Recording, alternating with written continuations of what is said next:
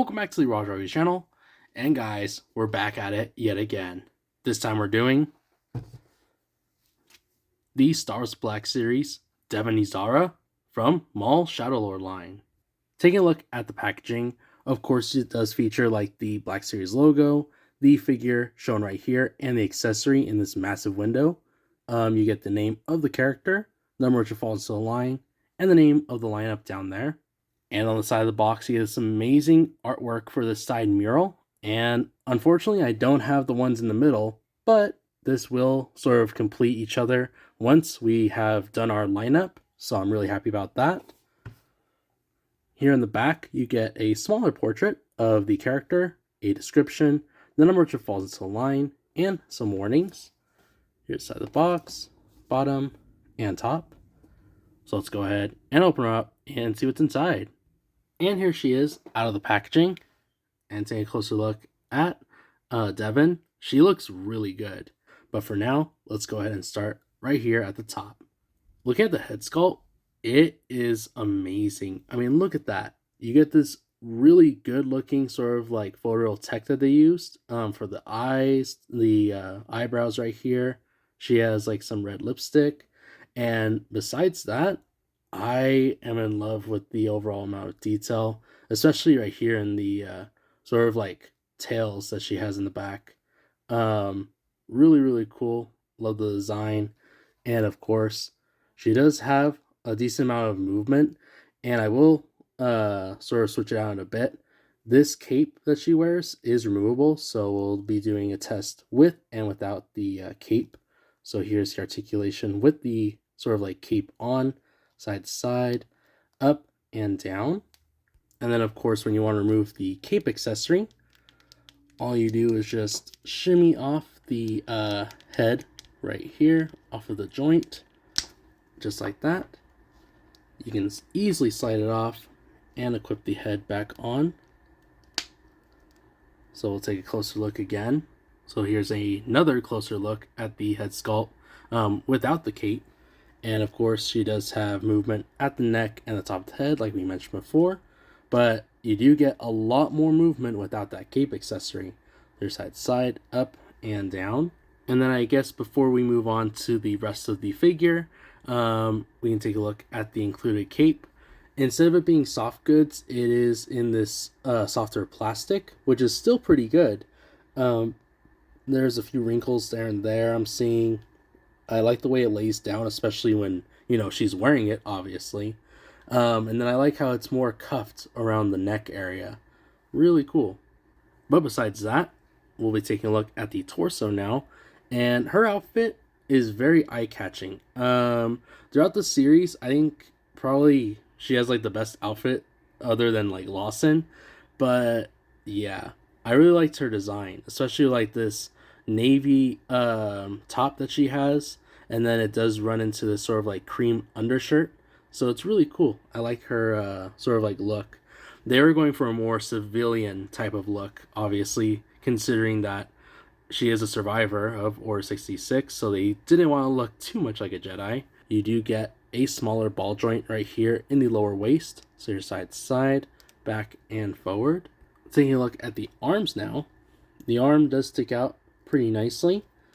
Does go all the way around. Elbow joint goes up about there, along with a swivel and articulation at the wrist at the hand. I also like how this figure has 0 pins, making a pinless jointed figure. Very nice attention to detail right there. Arm goes out about there, goes all the way around with ease. Elbow joint, swivel, and articulation at the wrist at the hand. I also just noticed that right now. I never noticed that till I just saw this figure, but I like how this sleeve is more cuffed, a little bit more higher, showing more forearm. Also, another neat attention to detail is she does have the bandage that is shown in the series, so that's really cool seeing that. That also explains why, you know, her sleeve is that way. Taking a look at the waist now, she does have this really cool belt, and it is loosely on there, which I don't mind. It has a few little things there and there. She does have this, which is obviously for her lightsaber, a little belt clip, but she does have this small peg in the back So I guess you can kind of store it both ways. We'll be checking it out in a bit. But yeah, so she has a smaller peg right here and another one on the side of her hip. Taking a look at her legs, she does go into a full-on split. She's able to sit down very nicely. She goes back right there, has a nice swivel near the thigh area. I do love this shade of like lightish blue, or like a soft gray for her pants. That is really nice. And then it has that nice lining going right here. The knees go a little bit higher than Maul's, so they go a little bit above a kneeling position right there. I also like the fact that they hide themselves behind the pant leg, so that's kind of cool. And then her boots, oh my gosh, her boots are so cool. Check them out. They do point down, they do point up, and she does have some nice rock ankles. I think it's a good action poses. And now taking a look at the accessory, it's her lightsaber. Taking a look at the lightsaber, it is beautiful. Besides this very eye-catching blue, I think it's a much darker blue than we've seen before for the blade. Her hilt is very unique. It's mostly silver, but it has a leather sleeve across it. And then, yeah, check this out. It does have a keyring and a little peg, so I guess you can display it both ways. So you can have her in some iconic poses, just like the one she does in the series. And wow, that lightsaber definitely adds some character to her.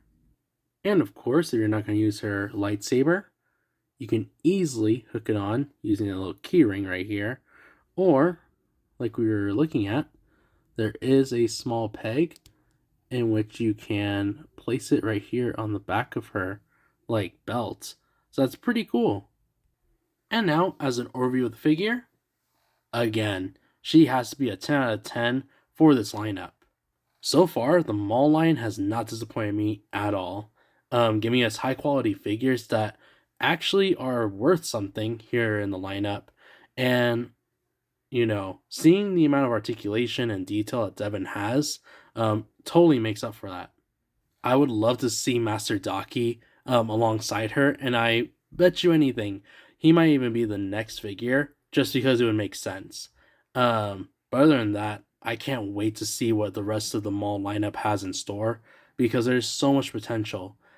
Seeing that they did have a pretty good first wave, which we will be doing the rest of, um, I can't wait to see what else is in store for us as far as what they could add to the lineup.